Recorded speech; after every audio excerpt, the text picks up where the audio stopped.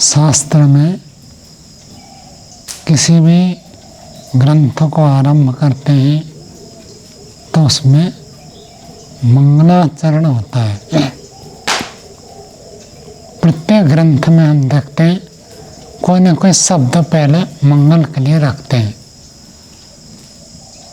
एक श्लोक में बताया गया है, ओंकारश्च अथ शब्दश्च द्वावयतो ब्रह्मणः पुरा मुखम भित्वा विनिश्रितौ तस्मान् मांगलिका भवौ। श्लोककार ये कहना चाहते हैं ओंकारश्च, ओंकार और अथ शब्दश्च, दूसरा कहते हैं कि अथ शब्द।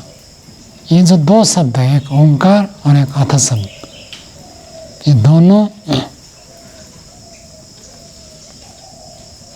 ओंकारश्च अथ शब्दश्च दो एतौ, ये दोनों ब्रह्मण पुरा, सबसे पहले ये जो पठन पाठन की प्रक्रिया आरंभ हुई, सबसे पहले हम मानते हैं जो आदि वक्ता उपदेष्टा ब्रह्मा को माना जाता है। ब्रह्मा सभी शास्त्रों का उपदेष्टा है, जबकि अग्नि वायु आदित्य अंगिरा इन चार ऋषियों ने चार वेदों का ज्ञान किया और उनसे ब्रह्मा जी ने अध्ययन किया। लेकिन इस जो विद्या का जो प्रचार प्रसार है उसको प्रारंभ करने वाले ब्रह्मा ऐसे माना जाता है। संपूर्ण चारों वेदों का वो ज्ञाता है। केवल वेद नहीं, वेद के साथ साथ अन्य सब बातों को उन्होंने प्रचार किया। और सबसे पहले उन्होंने जो उच्चारण किया था, ये दो शब्द उच्चारण किए थे, ओंकारश्च अथ शब्दश्च दो एतौ, ये दोनों ब्रह्मण पुरा, पुरा का अर्थ पहले, पुरा काल में, सबसे पहले आदि सृष्टि में, सृष्टि आरंभ हुआ, मनुष्य की उत्पत्ति हुई, मनुष्य सामान्य जीवन जी रहे थे। जब ये पठन पाठन की प्रक्रिया आरंभ हुई तब ब्रह्मा ने सबसे पहले पठन पाठन की प्रक्रिया में सबसे पहले इसको उच्चारण किया, द्वावयतो ब्रह्मणः पुरा तस्मात् मांगलिका उभौ। द्वावयतो ब्रह्मणः पुरा कंठम भित्वा विनिर्मुक्तौ।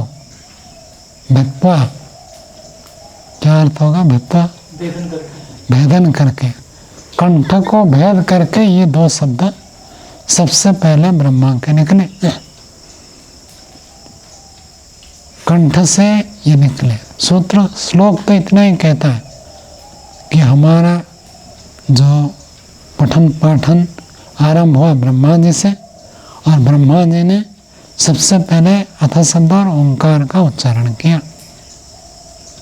ये उसी कंठ से निकले। तस्मात् मांगलिकौ उभौ, इसलिए दोनों मांगलिक हैं। ब्रह्मा जी के मुख से सबसे पहले ये निकले, इसलिए ये मंगल कारक है, या ये मंगल कारक है इसलिए सबसे पहले ब्रह्मा जी ने बोला। क्या है?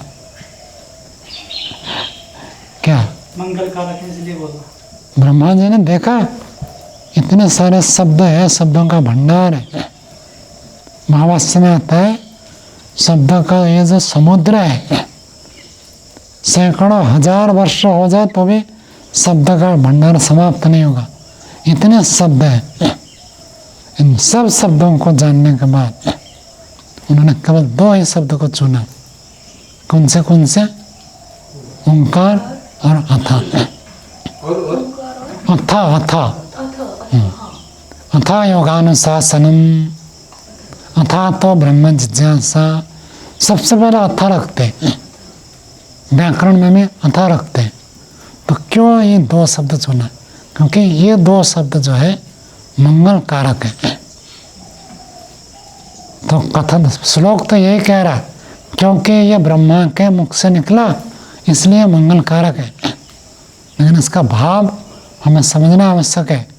सृष्टि में जितने भी शब्द हैं उन सब शब्दों को जानने वाला ब्रह्मा, और उन्होंने सबसे पहले इन दो शब्दों को उच्चारण किया, क्योंकि ये दो शब्द अत्यंत मंगल कारक हैं। तो जब हम किसी भी कार्य को आरंभ करते हैं, वहाँ मंगल आचरण करते हैं, मंगल शब्द उच्चारण करते हैं, तो कहाँ से उच्चारण करना चाहिए?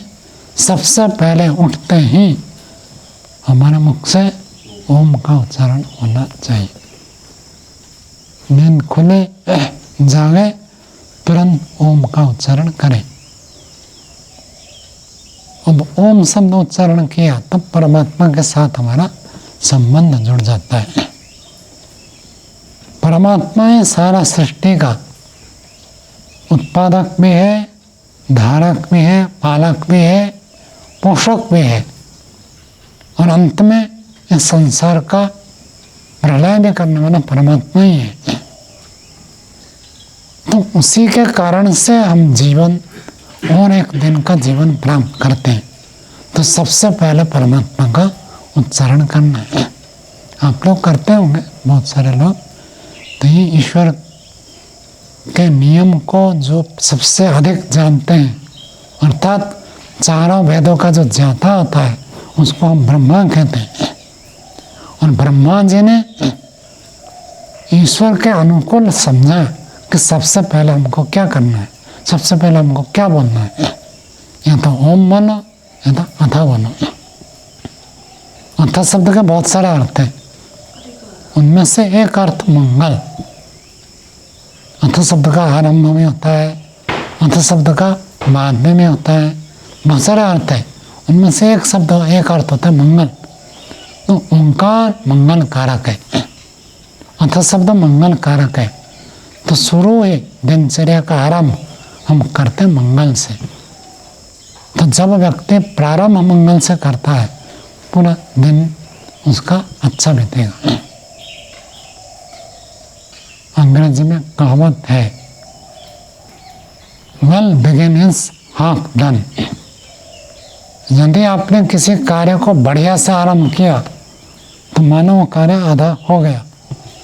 तो दिन का जो शुरुआत है, दिन का जो प्रारंभ है, वहीं यदि हम परमात्मा से जुड़ते हैं, सारे दिन में हमारा जो व्यवहार, हमारा जीवन, हमारी दिनचर्या, हमारा कार्य सब परमात्मा से जुड़ा हुआ होगा।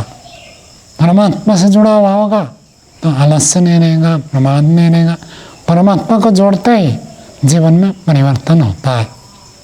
कैसे कैसे परिवर्तन होता है, सत्संग में सब सुनते हैं और आगे भी हम उसको विचार कर सकते हैं। लेकिन शुरू प्रथम प्रारंभ में करें, बाद में फिर मुख प्रख्यालन होना, करना, निवृत्त होना, सब बाद में। सबसे पहले ओम का उच्चारण करना होता है। और वैदिक गुरुकुल में तो प्रातःकालीन मंत्र पाठ भी होता है, और मंत्र से पहले हम ओंकार का उच्चारण करते हैं। तो ओम का उच्चारण करना अति आवश्यक है। और केवल उसी में तो क्या, प्रत्येक कोई भी कार्य करते हैं ओम का उच्चारण करके आरंभ करें तो हमको और भी बहुत अधिक लाभ होता है। कैसे परमात्मा के साथ संबंध जुड़ता है, कैसे परमात्मा के प्रति हम जीवन को समर्पित करते हैं, उस विषय में फिर आगे हम विचार करेंगे। आज इतना कहकर वाणी को विराम देते हैं। ओम शांति।